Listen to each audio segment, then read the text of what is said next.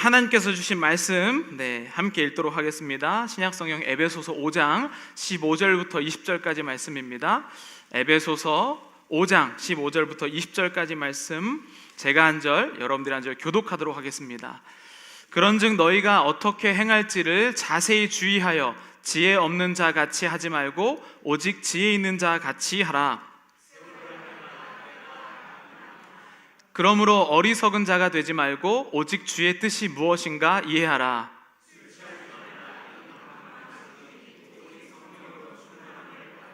시와 찬송과 신령한 노래들로 서로 화답하며 너희의 마음으로 주께 노래하며 찬송하며 범사에 우리 주 예수 그리스도의 이름으로 항상 아버지 하나님께 감사하며. 아멘.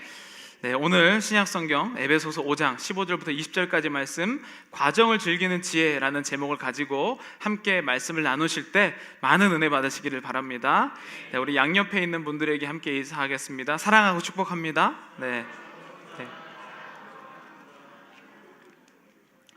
여러분 술 취해 보셨죠?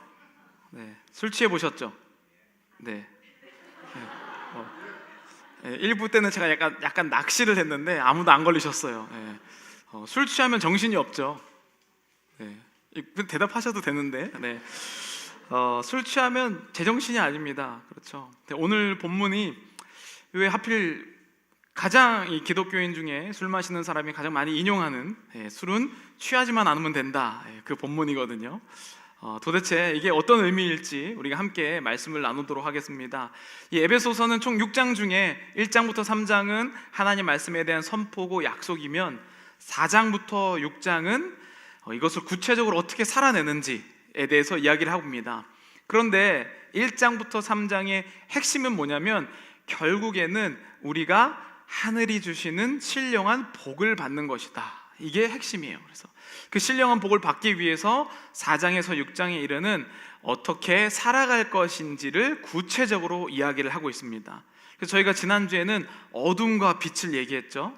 그래서 빛으로 결국에는 빛이 이길 것이다. 우리 안에 성령이 내주하시면 있으시면 결국에는 빛이 어둠을 이긴다라고 표현을 했습니다.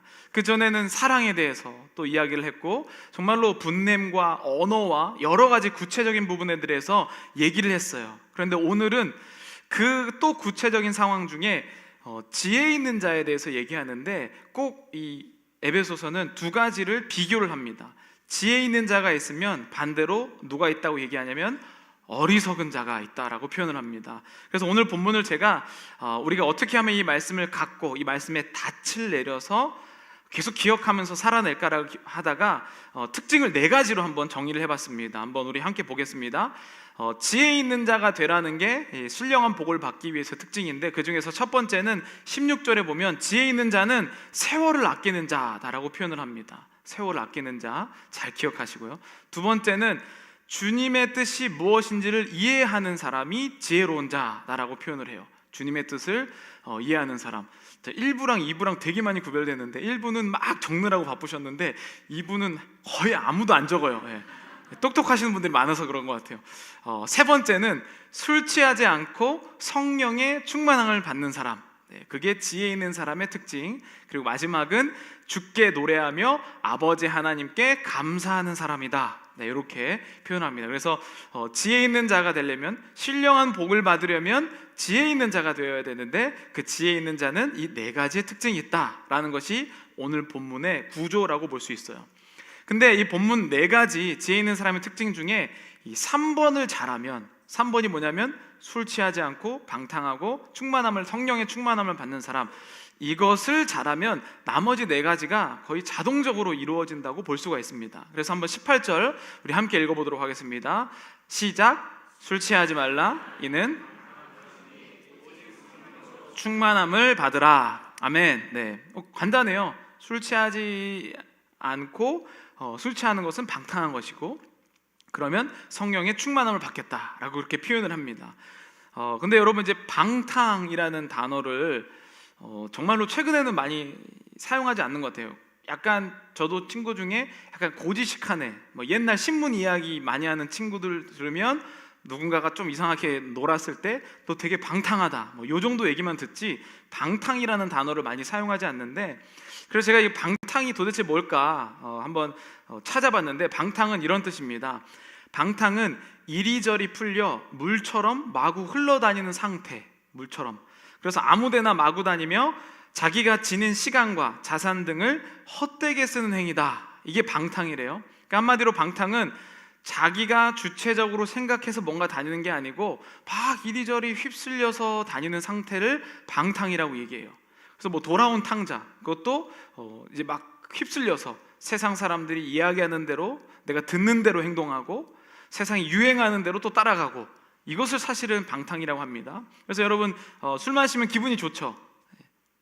네, 정직한 분들이 나타나셔서, 그렇죠? 술 마시면 기분이 좋아요, 그렇죠? 근데 술 마시면 우리의 정신은 어떻게 되나요? 조금 점점점 정상적인 컨디션과 멀어져요, 그렇죠? 내가 또렷하게 아주 정신이 맑을 때 그때와는 점점점 멀어져서, 뭐냐면 분명히 난데 내가 아니야. 그래서 심한 말로 이제 개가 됐다 막 이렇게 표현하기도 하는데, 분명히 난데 내가 아닌 거예요. 그것을 성경에서 방탕이라고 표현을 하는 겁니다. 그러니까 뭐 술 자체라기보다는 내가 내 정신을 놓고 살고 싶은 마음이 방탕입니다. 근데 사실 여러분 살다 보면 너무 힘드니까 방탕하고 싶잖아요, 그렇죠? 내 정신이 아니었으면 좋겠어요. 그래서 일주일이 딱 지나고 나면 어떻게 지났는지를 몰라요. 그것을 엄밀한 의미로 보면 방탕이라고 볼 수 있죠. 반대로 그 방탕과 반대인 사람은, 성령이 충만한데 지혜가 넘치는 사람은 지낼수록 더 또렷하게 사는 게 기쁜 거예요. 여러분 제가 드라마를 보면 꼭 그렇더라고요. 그 힘들 때 이 포장마차 가서 안주도 안 시키고 혼자 이 소주를 놓고 탁 마시면 이렇게 혼자 막 이렇게 하잖아요. 뭡니까? 나의 이 괴로움을 제정신으로는 못 견디겠다는 거예요. 그래서 그냥 시간이 마치 점프를 하듯이 스킵됐으면 좋겠다라고 생각을 하는 것이죠. 그것을 성경은 바로 방탕이라고 합니다. 여러분이 우리가 쾌락을 즐기다 보면 그 쾌락의 끝이, 보통 쾌락의 끝은 마약이죠. 마약이 뭡니까? 분명히 난데 내가 아닌 거예요. 제정신이 아닌 것이죠. 그래서 막 이상한 걸 보고 없는 막 환영이 보이고, 이것을 이제 마약의 특징이라고 보는데, 결국에는 분명히 내가 난데 내가 아닌 상태를 방탕이다. 그래서 방탕의 끝은 사실은 어떻게 보면 이 마약과도 같은 것이 바로 방탕의 끝이겠죠. 만약 여러분 지금 우리는 에베소서를 다니고 있는데, 이 에베소서는 에베소 지역에 있는 사람들에게 쓰여진 편지예요. 그들이 힘들고 어렵다는 거예요. 지금 뭐가 기준인지 무엇인지 알기가 어려워서 이 바울이 이 에베소에서 보낸 편지입니다. 근데 당시 그 에베소 지역에 예수님을 믿는 사람들뿐만 아니라 많은 종교들이 있었어요. 그렇죠? 이 로마의 지배를 받기 때문에 얼마나 많은 예배를 드렸겠습니까? 신들이 굉장히 많은, 이 신들의 전쟁이 있었던 것이 바로 이 로마 시대였기 때문이죠.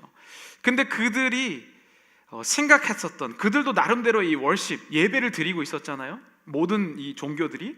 근데 그 종교들이 가장 예배의 최고, 가장 높은 예배의 단계가 뭐였을까요? 신내림이죠, 신내림. 그래서 이 당시에 이 기독교가 아닌 다른 모든 종교의 가장 예배의 최고의 단계는 정신을 잃는 것이었습니다. 환상에 빠지는 것. 그게 그들이 가장 추구하던 예배였죠. 근데 당시 지금 에베소 교회도, 근데 사실 오늘날 우리까지 이어지고 있는데, 예배가 내 정신이 아니고 그냥 딴 정신으로 드렸으면 좋겠던 상황이 조금 있어요. 신 내림 받은 것처럼 분명히 내가 난데 내가 드리는 게 예배가 아닌, 마치 이 당시에 에베소 지역에서 우상을 섬기던 자들이 하던 예배 형태를 우리도 어떻게 보면은 조금 하고 싶은 이 상황이 있는 것이죠. 근데 그것이 뭡니까? 바로 방탕이에요. 예배 시간에 와서 정신이 점점 또렷해져야 정상이거든요. 우리가 좀 지혜 있고 성령에 충만한 자라면. 근데 갈수록 눈이 막 감길 때가 있잖아요. 좀 피곤하고 그러니까. 그럴 때 우리가 뭐라고 한다? 저 사람 방탕하다. 예배 시간에 방탕한 거예요. 왜냐하면 우리가 예배 시간이 되면 성령 충만해서 점점 또렷해져야 되는데 점점 내 이 정신이 희미해지고 있다는 것은 바로 이 방탕이라고 표현하기 때문이죠. 그래서 여러분 보시면 무당, 신내림, 굿, 자기인데 자기가 아니에요. 그렇죠? 뭐 그렇잖아. 뭐 아기동자님이 말씀하시니 막 이렇게 얘기하잖아요. 예, 자기인데 자기가 아닌 겁니다. 그것을 방탕이라고 표현을 하고 있죠. 그래서 본문은 이제 술 마시는 것은 그냥 어리석은 행동이고, 이렇게 나를 만드는 모든 것이 다 방탕이라고 표현을 합니다. 내가 이 인생이 지겨워서 제발 이 시간을 그냥 건너뛰고 싶은 것, 이것을 방탕이라고 표현하죠. 근데 반면에 지혜로운 자는 어떻게 하냐면 16절에 그래서 첫 번째 특징이죠. 이렇게 표현하면 16절 함께 읽겠습니다. 시작. 세월을 아끼라 때가 악하니라. 예. 방탕은 내 시간이 막 세대에 의해서 막 흘러가는, 그러니까 막 유행 따라서 막 내가 움직이는 거야. 나는 안 하고 싶은데, 그렇죠? 나는 안 하고 싶은데 유행 따라서 내가 막 움직이는 상태가 방탕이에요.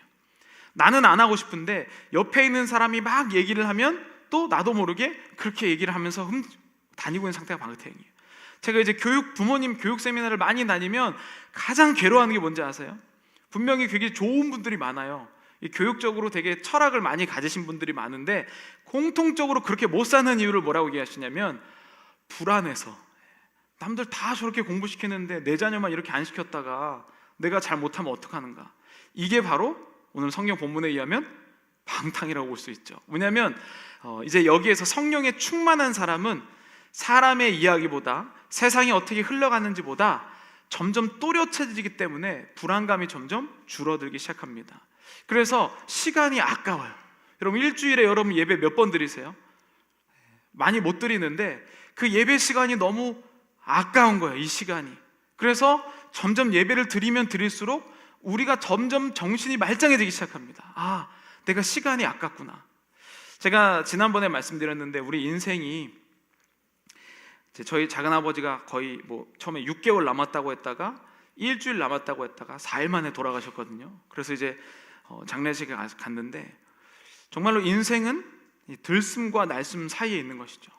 나는 자연히 내가 숨을 들이마셨으니까 자연히 내뱉겠다고 하지만 하나님 멈추시면 들숨을 하고 내뱉지 못하고 끝날 수가 있는 거예요. 그건 젊은이든지 노인이든지 상관없는 것입니다. 근데 우리가 시간이 많다고 생각하니까 세월이 아깝지가 않은 거예요. 내가 이 맨정신일 때가 많이 없거든요. 보통은 그냥 시간을 허비하고 싶어 하지 시간을 내가 아끼고 싶어 하지 않습니다. 그런데 그때에 내가 성령에 충만하게 되면, 지혜로운 자가 되면 이 시간이 아까운 거예요. 내가 하나님을 위해서 써야 되는데 이 시간이 아깝기 시작합니다. 그러면서 그 시간이 아까운 시간에 뭘 해야 되느냐면 17절에 이렇게 얘기를 하죠. 함께 읽어보겠습니다. 17절 네, 함께 읽겠습니다. 그러므로 어리석은 자가 되지 말고 오직 주의 뜻이 무엇인가 이해하라. 시간이 아까울 때 하는 행동이 뭐냐면 주님의 뜻이 무엇인지 궁금해서 하나님께 기도하고 물어보는 거예요.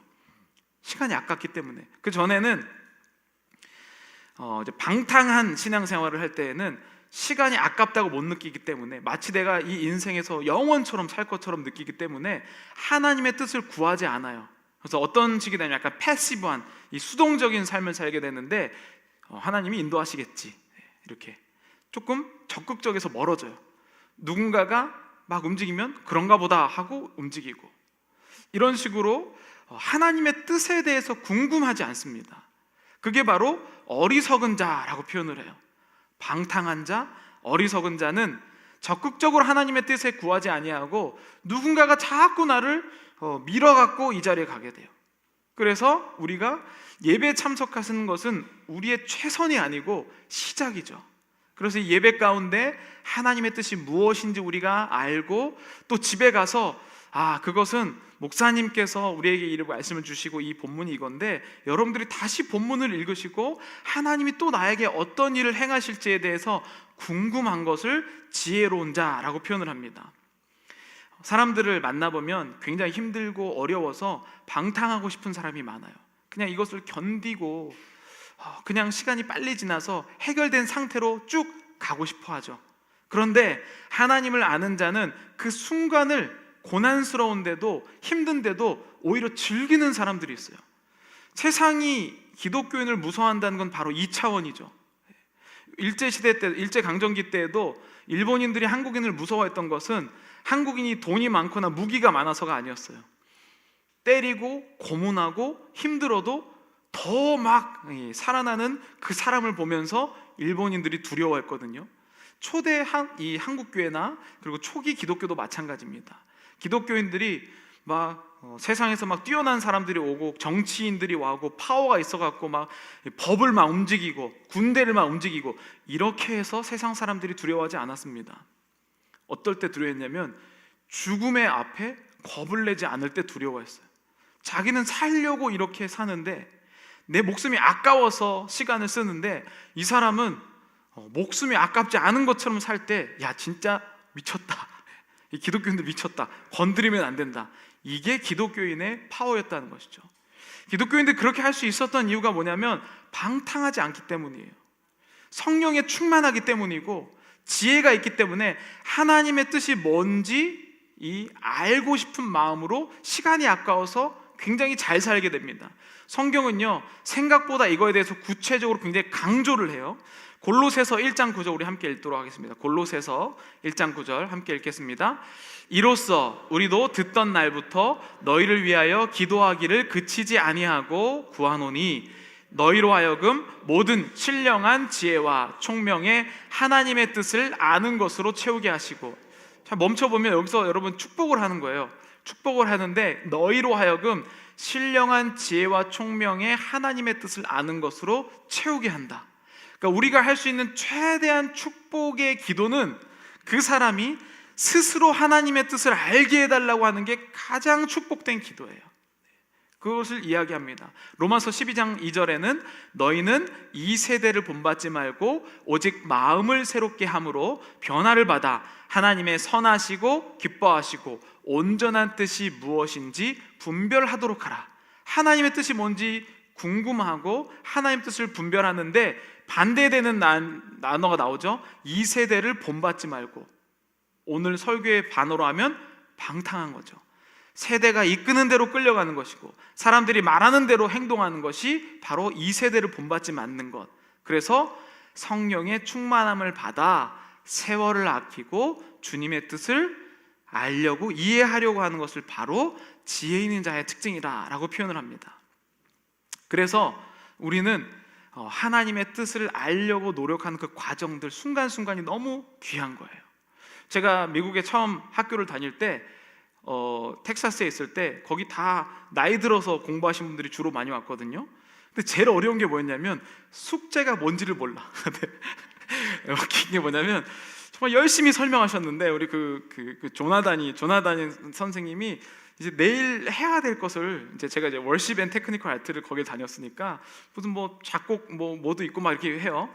근데 숙제를 내줬는데 서로 의견이 분분한 거예요. 아니다, 이것은 이런 숙제이다. 이것은 이런 숙제이다. 그래서 다른 시간 다 졸고 있다가 내일 숙제 얘기만 하면 눈이 반짝반짝해서 제대로 적어야 돼. 막 녹음하고 막 별짓을 다 했습니다. 주님의 뜻이 뭔지를 알려면 정신을 차릴 수밖에 없어요. 세월을 낭비할 수가 없습니다. 뭔지를 들어야 되니까. 그래서 눈빛이 반짝반짝하면서 하나님의 뜻을 이해하려는 내 마음이 바뀌기 시작하죠. 그래서 주님의 뜻을 알게 되면 눈빛이 변하는 사람이 됩니다.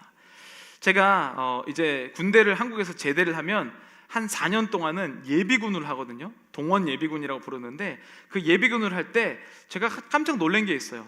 이제 여러 번 예비군을 하게 됩니다. 제가 제대를 해서 이제 그 준비된 예비군으로 갈 때가 있고, 또 제가 현역 군인이면서 그 오는 예비군을 맞아서 훈련을 시킬 때가 있어요. 근데 제가 현역으로 오는 예비군을 맞아서 훈련시킬 때 너무 힘들었던 게 뭐냐면 이 사람들은 어차피 2박 3일을 여기서 무조건 보내야지만 집에 가요. 그러니까 이 사람들은 뭘 할 생각이 없어요. 그냥 2박 3일 동안 그냥 누워만 있고 싶은 거예요. 근데 그 사람이 막 이제 제대하고 나면 무조건 다 남자들은 머리를 기르거든요. 머리를 막 이만하게 길러갖고 군복을 막 앞에는 다 풀어 헤쳐요 일단. 그리고 바지도 막 헐렁헐렁하게 군화를 절대 묶지를 않아요. 막 덜커덕 소리가 나면서 그렇게 와요. 그러면 이제 이 현역들과 이 예비군과의 싸움이 시작되는 거예요. 현역들은 어떻게든지 이 사람이 움직이도록 만들어야 되는 거고, 예비군은 무조건 안 움직였다고. 근데 이제 제일 어려운 게 뭐냐면, 이 사람들이 말도 안 듣고 막 이쪽으로 가라면 저쪽으로 가고, 막 일부러 막 재밌으니까 막 그렇게 돌아다니는데, 총을 주면 총을 끌고 다녀요. 총 끌고 다니면 안 되거든요. 총 끌고 다니면 선배님 총을 끌고 다니시면 안 됩니다, 막 이렇게 막 또 지적도 하고 해야 되는데, 뭐라고 협박을 하냐면, 너 이 총 내가 분해해서 다 버려버린다, 이러면 굉장히 큰 사고거든요. 군대에서 부품 하나도 잃어버리면 안 되니까. 그래서 막 쩔쩔매면서 다녔습니다. 그러니까 정말 인생에 미래가 없는 사람처럼 그렇게 살고 있거든요. 여러분 보시면 깜짝 놀랄 겁니다. 근데 그 사람들이 갑자기 눈빛이 살아날 때가 있어요. 언제냐면, 갑자기 이제 제일 높은 사람이 나와서 이렇게 얘기해요. 한 이틀째 정도 나와서 이렇게 얘기해요. 여러분 사격 만점 맞으시면 바로 여러분 집으로 보내드리겠습니다. 그러면요, 그 사람이 없어졌어. 정말로 막 눈빛이 막 반짝반짝 빛나면서 옷도 막 딱 차려입고 갑자기 특등 사수가 돼서 나가더라고요. 그래서 제가 그걸 보면서, 와, 사람이 이렇게 변할 수가 있나? 같은 사람인가? 이런 생각을 했는데, 여러분 주님의 뜻을 알게 되면요, 저는 이거보다 더 버라이어티한, 다이나믹한 변화가 일어날 거라고 생각해요.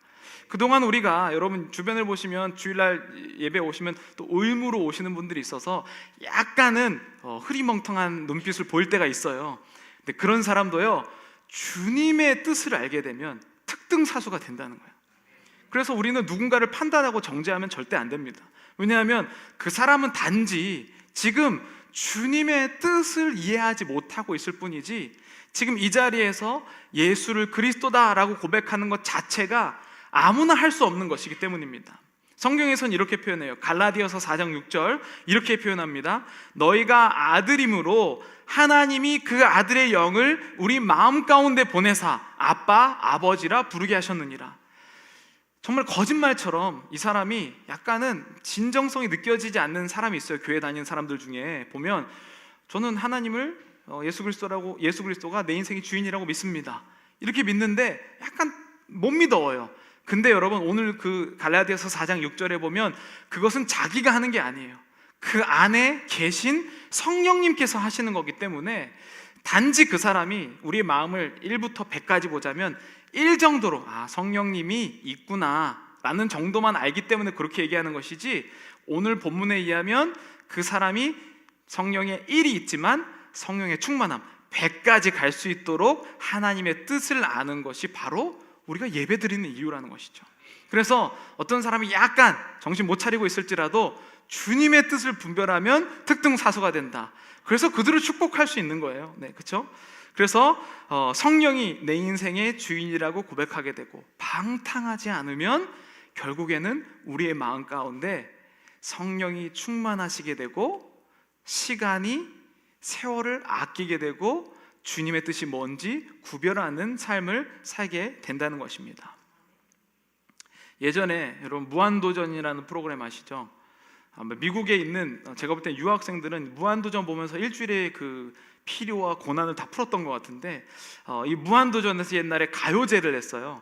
가요제를 하는데, 여러분 잘 아시는 유재석이라는 사람이 자기 20대 때의 가사를 쓰고, 이제 이적이라는 사람이 이 멜로디를 만든 겁니다.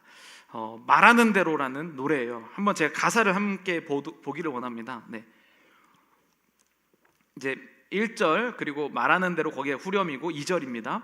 나 20살 적에 하루를 견디고 불안한 잠자리에 누울 때면 내일 뭐하지 걱정을 했지. 두 눈을 감아도 통 잠은 안 오고 가슴은 아프도록 답답할 때 난 왜 안 되지? 왜 난 안 되지? 되뇌었지.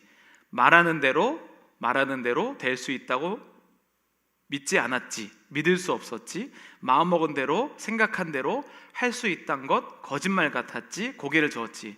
오늘 제가 나누고 싶은 내용은 2절이에요. 그러던 어느 날 내 마음에 찾아온 작지만 놀라운 깨달음이 내일 뭘 할지 꿈꾸게 했지. 사실은 한 번도 미친 듯 그렇게 달려든 적이 없었다는 것을 생각해 봤지. 일으켜 세웠지 내 자신을. 여러분 유재석이라는 사람 아시죠? 뭐 사람들이 메뚜기라고 많이 놀리는데 그 유재석이라는 사람이 그 무명 시간이 좀 길었잖아요. 자기 동기들이 처음에 엄청나게 잘 나가서 무명 시간도 길고 꽤 긴 시간 동안 오랜 어려운 시간을 거쳤습니다. 그런데 이 사람이 그 누구보다 지금 가장 오래 그리고 가장 많은 인기를 누리고 있어요. 그리고 자기 관리도 엄청 철저한 사람이죠. 근데 그 사람의 2절에 그렇게 얘기하잖아요. 어느 날 내 마음에 찾아온 작지만 놀라운 깨달음이 내일 뭘 할지. 그러니까 흐리멍텅한 인생을 방탕하면서 살았다가 뭔가를 발견하고 눈빛이 바뀌었다는 거예요. 저는 이걸 보면 이런 생각이 들었어요. 세상에 있는 일반 사람도 자기가 뭔가를 할 줄 알게 되면 눈빛이 변해서 우리나라 최고의 연예인이 되는데, 나는 나를 만드신 최고의 하나님을 알면서 여전히 흐리멍텅한 인생을 산다면 이것보다 억울한 일이 없지 않을까? 여러분들의 인생은 어떠십니까? 내가 여전히 예배 참석하는 것을 최고의 선이라고 여기면서 그저 그냥 흐리멍텅하게 예배 시간을 시간의 소비로, 마치 이 동원 예비군 훈련온 것처럼 여기에서 시간을 예배 한번 드리면 스탬프 찍어서 나가는 것처럼 우리 이렇게 예배를 드리지 않았는가? 여러분들이 방탕하지 아니하고 성령이 충만할 때에 우리가 세월이 아까운 줄로 알고 이 예배 시간이 너무 귀하다는 그러한 소망의 시간으로 바뀔 줄로 믿습니다. 고린도후서 6장 2절에 보면 이렇게 그래서 표현을 해요. 이르시되 내가 은혜 베풀 때에 너에게 듣고 구원의 날에 너를 도왔다 하셨으니 보라 지금은 은혜 받을 만한 때요 보라 지금은 구원의 날이로다. 지금이 구원의 날이고 은혜를 받은 때요. 이게 무슨 말이냐면 우리가 여지껏 어떻게 흐리멍텅하게 살아왔든지, 내가 나 인생을 살려고 얼마나 악착같이 노력을 해서 힘들고 쉴 때에는 그냥 시간이 좀 지나버렸으면, 방탕하게 살기를 원했다면 이제 하나님께서 이 말씀을 들려게 하셨을 때에, 그때에는 바로 내가 이 성령이 충만할 바로 오늘 이때구나 라는 것을 깨닫는다는 겁니다. 그래서 실제로 주님의 뜻을 얻는 것, 아는 것이 지혜의 핵심이에요. 그때가 바로 지금이라는 것이죠. 저는 LA에 와서 사실은 좀 많은 어려움을 갖고 LA에 왔었어요. 왜냐하면 저도 뭐 교회를 다니고 부모님이 목사님이시고 또 사역을 열심히 했지만 제 마음속에 굉장히 어려운 마음이 있었는데, 흐리멍텅한 마음으로 방탕하고 싶은 마음이 있었어요. 뭐냐면 너무 마음이 힘드니까 그냥 의도적으로 방탕한 인생을 살고 싶더라고요. 그 방탕이라는 게 그냥 이 시간을 생각을 하고 싶지가 않은 거예요. 여러분들도 그런 순간 많이 있으시죠? 그래서 그 방탕한 마음으로 여기 오게 됐고 흐리멍텅한 눈으로 2017년에 LA 오게 됐어요. 마음에 구멍이 뚫려서 더 이상 뭐 교회도 신뢰가 안 가고 하나님이 계신 것 같긴 한데 뭔가 희미한 그런 눈빛을 가졌을 때에 하나님이 저한테 이렇게 방탕하지 않는 성령의 충만한 시간을 주셨습니다. 그게 뭐였냐면 LA라는 도시가 보이기 시작한 거예요. 그전에는 내 인생에 집중하려고 어떻게든지 잘 살아보려고 어떻게든지 내가 이루는 그런 꿈 이뤄보려고 하나님 안에서 그렇게 살았는데, 정말로 내 인생이 마음을 놓게 되고 시간을 방탕하게 되니까 오히려 세상이 보이기 시작하더라고요. 그때 LA를 본 게 뭐였냐면, 하나님 이 사람들 가운데 이렇게 힘들고 어렵고 나처럼 어려운 마음을 가진 분들이 이렇게 많은데 갈 곳이 없다는 거예요. 그래서 우리 교회가 홈처치라는 게 떠났어도 다시 돌아올 곳이 있는 그 마음의 안식처를 뜻합니다. 하나님 그런 교회가 있었으면 좋겠습니다 라고 그때부터 제 눈에 눈빛이 빛나기 시작한 거예요. 그전에는 예비군이었는데 이 사실을 깨달으면서 제 눈빛이 변하고, 그러다 보니까 시간이 없더라고요. 이걸 어떻게 하나님 이뤄가실지.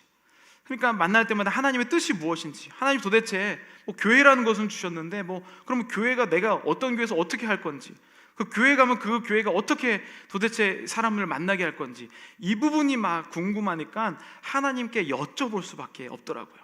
여러분, 그래서 지혜 있는 사람의 특징 우리가 다시 한번 보시면 이렇게 나와 있습니다. 지혜 있는 자의 특징은 첫 번째로 우리 세 번째부터 먼저 했잖아요. 술 취하지 않고 방탕하지 않고 성령의 충만함을 받으면 첫 번째로 세월이 아깝다고 느끼게 되고, 두 번째는 주님의 뜻이 무엇인지 궁금하게 되고, 그리고 마지막으로 어떤 일이 되냐면 이 일은 한 번에는 안 일어난다는 거예요.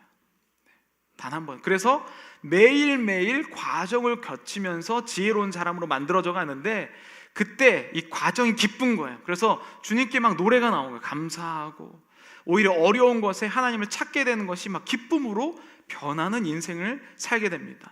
여러분 한번 생각해 보세요. 예수님이 만약에 목적 중심이었으면, 예수님이 만약 이 땅에 오신 이유가 뭡니까? 우리를 위해서 십자가에 달려 돌아가시려고, 죽으려고 이 땅에 오셨어요. 근데 만약 예수님이 과정은 안 하시고 목적만 원했다면 33살에 와야죠. 그렇죠? 예수님이 사역을 이루신 건 33살이에요. 근데 굳이 뭐하러 어머니 배에 이 10달 동안 있다가 태어나시고 0살, 1살, 2살, 3살, 마을, 형제자매 관계, 부모님과의 관계, 세상에서의 직업, 이거 다 가지시고 30살부터 공생이 시작하셔서 33살에 예수님의 그 목적을 이루셨어요. 33년의 과정이 있었고 예수님의 목적은 그 하루에 일어난 겁니다. 그렇기 때문에 지혜 있는 자는 단번에 이루어지는 것을 때로는 거부합니다. 그러니까 오늘을 기쁘신 것이죠. 오늘 내가 이 세월이 아까움을 몸으로 느끼게 되는 거야. 아, 내가 오늘 바쁘니까 빨리 지나가 봤으면 좋겠다 라는 생각이 방탕이라는 것을 내가 점점 깨달아가기 시작하는 것이죠. 그래서 교회는요, 과정을 즐길 수 없는 사람은 교회를 점점 멀어지게 돼요. 저희가 지금 제가 금요일 날 나눴는데 이 7개월 동안 굉장히 많은 과정이 있었습니다. 예배가 지금 이렇게 된 것도 아마 오랜만에 오신 분은 뭐 이렇게 많이 바뀌었나, 내가 딴 데 왔나 이런 생각이 들으실 거예요. 뭐 강대상을 꾸미고 팀을 만들고 예배를 조직하고 서로 뭐 스토리를 하고 뭐 새신자 교육도 하고. 그런데 여러분, 성경의 목표는 그것을 이뤄서 오늘 우리가 이것을 해냈습니다가 아니고 그날이 기뻐야 되는 거죠. 내가 스토리를 하면서 누가 안 왔는데 힘든 그날이 기뻐야 된다는 거예요. 과정을 통해서 하나님이 기뻐하시는 지혜의 사람으로 만들어 가신다는 겁니다. 2달쯤에 저희 교회로 전화가 왔어요. 인터넷으로 지금 몇 달째 예배를 드리고 있는데 헌금을 드리고 싶다고. 근데 이제 막 이렇게 저기 되다가 거의 전화가 온 지 한 달이 지나서 이제 그분이 이제 저랑 통화를 하게 됐어요. 이제 교회 전화를 제 핸드폰으로 바로 올 수 있도록 만들어놨더니 이제 제가 전화를 받고 있는데 그분이 저를 꼭 만나고 싶대요. 그래서 지지난주 목요일 날 교회로 오셨어요. 바로 뒤 골목에 사시더라고요. 이사 오셨대요. 벨리에 진짜 오래 사시다가 이사 오셨는데 그분이 33년생 90세시더라고요. 걸어서 오셨어요. 근데 이사 와서 뭐라고 하시냐면 자기 예배를 드릴 때마다 헌금을 하나하나 모아놨대요. 그래서 자식들이 이사할 때 아주 큰 돈을 줘서 거기에서 11조도 하고 싶고, 그런데 자기가 돈을 갖고 있는 게 불안해서 계속해서 헌금을 드리고 싶었다고 얘기하시더라고요. 그래서 제가 금방 가시려고 왔는데 제가 붙잡아 놓고 1시간 동안 계속 얘기도 듣고 그리고 이렇게 축복을 하고 갔는데 저는 그 모습이 너무 아름다운 거예요. 이분이 헌금을 해서가 아니라 매주 그분이 이제 나가기 마지막에 본당을 꼭 한번 보고 싶다는 거예요. 본당을 와본 적이 없어요. 우리 교회 어떻게 생겼는지도 몰라. 그런데 그분이 매주 한 주 한 주 헌금을 준비하시면서 인터넷으로 예배를 드리면서 하는 그 과정이 보이니까 저는 너무 감동스러운 거예요. 우리는 누가 여기 사람 많이 나와갖고 교회 부흥되고 이렇게 하면 좋다고 생각하지만 과정이 없는 이러한 일들은 하루아침에 무너질 수밖에 없습니다. 여러분, 우리 오늘 성가대의 이름을 공포했잖아요. 샬롬 성가대로. 그 샬롬 성가대 제가 일부러 갖고 나왔어요. 이게 뭐냐면 성가대 이름 공모하신 거예요. 여기 몇백 개가 넘어요. 몇백 개가 되는 것 같아요. 진짜 많습니다. 여기. 진짜 특이한 이름도 많고 정말 재밌는 것도 많은데 이거를 보면서 여러분 이제 다 손으로 막 다 쓰시고 타이핑하시고 하셨는데 뜻과 제목을 쓰시는데 그 과정이 너무 아름다운 거예요. 이 과정에 참여한 사람은 그 이름이 자기한테 너무 귀할 거예요. 근데 이것을 뭐 교회에서 성가대에서 이름을 정하든지 말든지 자기들끼리 알아서 하지 뭐 이렇게 생각하시는 분들은 샬롬 성가대 다음 주면 이름 잃어버릴 겁니다. 과정을 참여했기 때문에 기쁜 것이죠. 근데 여러분 생각해 보세요. 성가대가 굳이 교회에 이것을 알릴 필요가 있습니까? 본인들끼리 정하시면 되죠. 그런데 이것을 알리면 복잡한 일들이 많이 생겨요. 상금은 얼마 줄 거냐? 형식은 이렇게 내야 되느냐? 내가 왜 저 사람이 뽑히고 난 안 뽑혔느냐? 여러분, 과정을 공유하고 하나님의 나라를 살아가면요, 피곤한 일들이 더 많이 생깁니다. 그런데 그것이 기쁘다는 거예요. 왜? 세월을 아깝다고 생각하니까, 주님의 지혜를 알아가는 그 과정이니까. 그래서 딱 맞아들인 그 샬롬 이 찬양대는 얼마나 기쁘겠어요. 저는 오늘 여러분들을 이 자리로 초대합니다. 여러분들의 인생이 그동안 내가 방탕에 머물러 있었다면 이제는 성령에 충만하여서 세월을 아끼고 하나님의 뜻을 기억하여서 날마다 찬미와 기쁨과 찬양이 넘치는 여러분 되시기를 간절히 축복합니다. 이 시간 다 함께 찬양할 텐데요, 주님 말씀하시면입니다. 우리가 항상 우리의 마음 가운데 이것을 기울여야 돼요. 하나님, 주님, 내가 주님 말씀하시면 갈 것이고 내가 주님의 뜻을 알기를 원합니다. 내가 더 이상 정말 힘들고 어렵지만 정말로 허비하는 인생, 그냥 흐르는 대로 사는 인생이 아니고 주님께서 말씀하시는 성령 충만한 인생을 살기를 원합니다. 우리 함께 찬양하시겠습니다.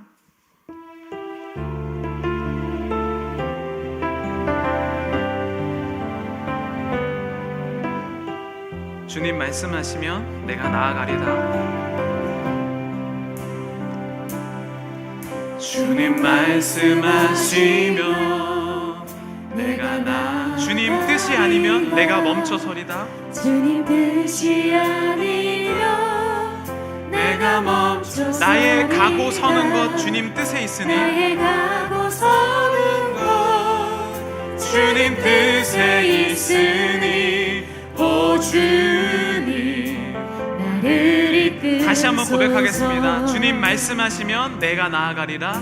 주님 말씀하시면 내가 주님 뜻이 아니면 내가 멈춰서리다. 주님 뜻이 아니면 내가 멈춰서리다. 나의 가고 서는 것 주님 뜻에 있으니, 나의 가고 서는 것 주님 뜻에 오 주님 나를 이끄소서. 오 주님 나를 이끄소서. 뜻하신 그곳에 나 있기를 원합니다. 뜻하신 그곳에 나 이끄시는 대로 순종하며 살리니, 이끄시는 대로 순종. 연약한 내 영혼 통하여 일하소서. 연약한 내 영혼 통하여 일하소서. 주님 나라와 그 뜻을 위하여, 주님 나라와 그 뜻을 위하여 뜻하신 그곳에 나 있기를 원합니다. 뜻하신 그곳에 나 이끄시는 대로 순종하며 살리니, 이끄시는 대로 순종. 연약한 내 영혼 통하여 일하소서. 연약한 내 영혼 통하여 일하소서. 주님 나라와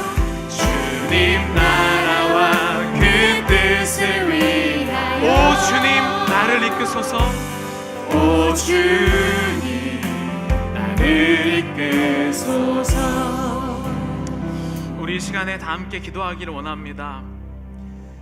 특별히 나의 마음을 보기를 원합니다. 내가 얼마나 방탕하게 살기를 원했는지, 너무 힘들고 어려워서 내가 책임지려는 그 인생 때문에 사실은 세월이 오히려 빨리 흐르기를 원했던 그 순간순간들, 일주일이 어떻게 지나가는지 모르며 바쁘게 정신은 흐리멍텅하여서 살아가랬던 우리들, 주님 그러한 나의 마음을 주님 아시지요. 이제는 정말로 내가 방탕한 인생을 살지 아니하고 성령이 충만하여서 세월을 아끼며 주님의 뜻을 구별할 수 있는 자가 되게 하여 주시옵소서. 주님, 여기 와 있는 자들, 지금은 우리의 마음이 또는 우리의 눈빛이 흐리멍텅해 보일지라도 주님, 주님의 뜻을 알아서 눈빛이 변할 수 있는 사람으로 주님 채워주시옵소서. 나의 성령의 충만함이 이 시간 이 자리 가운데 일어나게 하여 주시옵시고, 몰랐다면 일어서게 하여 주시옵시고, 하나님께서 정말 합당한 삶을 살게 하여 주시옵소서. 우리 다 함께 통성으로 기도하겠습니다. 사랑의 하나님 아버지, 감사합니다. 하나님, 우리가 과정을 즐기는 지혜자가 되기를 원합니다. 하나님, 이 시간 이 길 가운데 온전히 주만 주께서 아버지만 주여 붙잡아 주시옵시고, 그리 멍텅한 인생에서 방탕하게 살고자 오히려 노력하였던 인생에서 너무나도 힘들어서 이 시간이 스킵되기를 원했던 그 인생에서 이제는 하루 그 순간순간을 하나님께서 주신 그 기쁨의 순간으로, 하나님의 그 소명의 순간으로, 주님의 뜻을 분별하며 하나님의 마음을 알아가는 순간으로, 성령의 충만한 순간으로 정말 주여 알아가게 하여 주시옵소서. 아버지께서 우리를 사랑하셔서 이 자리에 불러주셔서 하나님의 말씀을 듣게 해주시고, 이제는 다시 우리가 생명이 살아서 움직이게 해주심을 감사드립니다. 하나님, 붙들어 주시옵소서. 하나님, 우리의 영혼들을 온전히 좀 하시고 깨워주시옵소서. 성령이 있다는 것만은 아니라 성령의 충만함을 알 수 있는 자들 되게 하여 주시옵소서. 아버지, 우리의 마음을 주님께로 붙잡아 주시옵시고, 성령의 아버지 그 살아계심을 주님 아버지 날마다 감사와 그 생명과 소망의 발걸음들이 나를 통하여 나타낼 수 있도록 주님 붙들어 주시옵소서. 하나님, 우리의 연약한 그 상처받은 마음들, 하나님 우리의 아픈 마음들 주님 치유하여 주셔서 온전히 주님께로 아버지 나아갈 수 있도록 주님 인도하여 주시옵소서. 아버지께로 온전히 좀 마시고 가기를 원합니다. 성령님 채워주시옵소서. 아버지, 하나님 아버지, 감사합니다. 세상에서 유행하는 대로, 다른 사람들이 말하는 대로 흘러갔었던 우리의 마음을 주님 나보다 더 잘 아시지요. 주님, 이제는 내가 끌려다니지 아니하고 또렷한 인생을 살기를 원합니다. 주님, 방탕한 인생에서 성령의 충만함을 받아 세월을 아끼며 주님의 뜻을 구분하며 날마다 감사의 하루하루를 지내는 우리 되게 하여 주시옵소서. 예수님께서 33살에 오시지 아니하고 태어나서 날마다 그 하루하루의 과정을 즐기셨던 것처럼 우리도 일주일을 살아갈 때에 찬미와 소망과 기쁨과 감사가 넘치게 하여 주시옵소서. 예수님의 이름으로 기도드렸습니다. 아멘. 우리 다 함께 자리에서 일어나셔서